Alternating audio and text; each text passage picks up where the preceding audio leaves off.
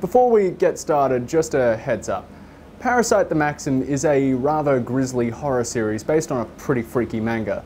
The opening scene is a guy's face opening up into horror tentacles and biting off a woman's head. I'm going to leave out the freakiest stuff, but just a warning that this review may feature material that more delicate viewers might not like to see.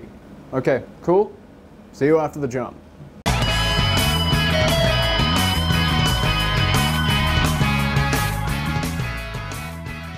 Hello and welcome to the Anime Show. I was a little bit drained after last week's multi-review and needed something to remind me of what I enjoy about the medium of anime. It was then that I stumbled upon Parasyte the Maxim and my faith was restored. I learned a couple of things from this show. Firstly, I discovered where this picture comes from. Keep it PG, editors. And secondly, as jaded as I sometimes feel, anime can still freak me the hell out.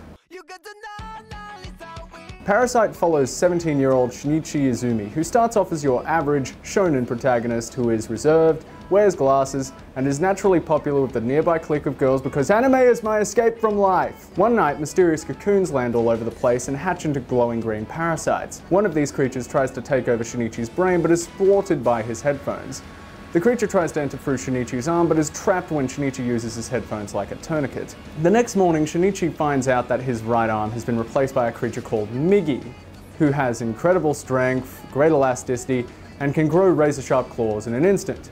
This isn't so great for Shinichi, but what's worse is that several other parasites have successfully taken over human hosts and are out and about eating people. Shinichi and Migi must work together to stay alive, investigate the invasion, and fight off the nightmarish parasite-controlled humans now living amongst them. I like to think I'm pretty good with horror, but there are a couple of scenes in Parasyte the Maxim that genuinely chilled me to the core. The first time Migi manifests, it can't speak properly and talks in these horrifying fragment sentences. There's also a scene that depicts just what happens when a dog gets infected that reminded me of the kennel scene from John Carpenter's The Thing. In fact, this story reminds me a lot of John Carpenter / David Cronenbergian body horror. The creatures in Parasyte are gruesomely designed, usually emerging as masses of bladed tentacles that burst out of people's faces. What is even more chilling is the characterization of the parasites. The creatures, Migi included, are highly logical, utterly inhuman monsters who are baffled by human traits like love and altruism. The initial parasites are frightening since they are little more than feral animals who carelessly prey on humans. Shinichi and Migi later encounter more intelligent parasites who are trying to understand what they are and how they can blend into human society, which makes them all the more dangerous. This exploration of humanity and inhumanity gets taken to very cool depths as the series progresses. Character-wise, Shinichi deceptively starts off as the usual shonen hero, but reveals himself to be a thoroughly engaging protagonist. He starts off understandably terrified by the aberrations he encounters and of Migi's inhuman nature, but evolves into an awesome fighter as he learns how to live with the parasite. Migi is a darkly intriguing creature whose initial interest in Shinichi is purely self-serving. Over time, he becomes very interested in studying what is becoming of Shinichi's human traits. As the plot progresses, it's interesting to see how the two entities coexist and rub off on one another. The side characters include Shinichi's love interest Satomi, his school friends, another man who is only partially controlled by a parasite, and Shinichi's parents. The only problem with the show is how generic most of these side characters are. What is impressive though is that they're all still likable and you very quickly start fearing for their safety. Later on, the show starts exploring a third string character named Yoko who grows enamored with one of the masquerading parasites. She immediately went from being a background character to someone I was very worried for, which shows just how much this show grabs you. As far as animation goes, Parasyte the Maxim is gruesomely detailed.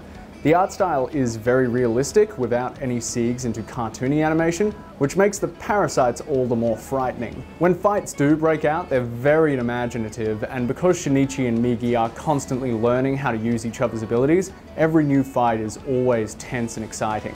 There's a ghoulish variety on show with the monsters. Some unfold like ribbons from their host faces, while others straight up burst out in bladed muscular protrusions. Body horrific transformations aside, the show is unusually tactful with its gore. There's lots of blood for sure, but we're spared the viscera that usually comes when 5 or 6 people are bifurcated by head tentacles. It adheres to the good old horror mantra that less is more, and that what we imagine is going to be way scarier than what Madhouse can animate. What unsettled me most was when a parasite was in human form.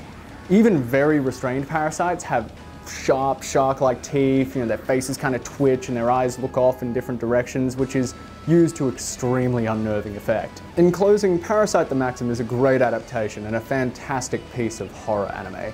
The only reason I wouldn't recommend it to someone is if you're a bit squeamish or don't regularly consume horror. If it's any indication of the show's quality, I got through the first 10 episodes in about 2 nights of viewing. It's that much fun. I watched it on Crunchyroll and it's also being aired by Animax Asia. I can't wait to see how it ends. Thank you for watching. I hope the editors did a good job concealing the more horrifying moments. They normally couldn't change a light bulb without direction. Anywho, it's finally time for us to name the new anime show, which is going to be...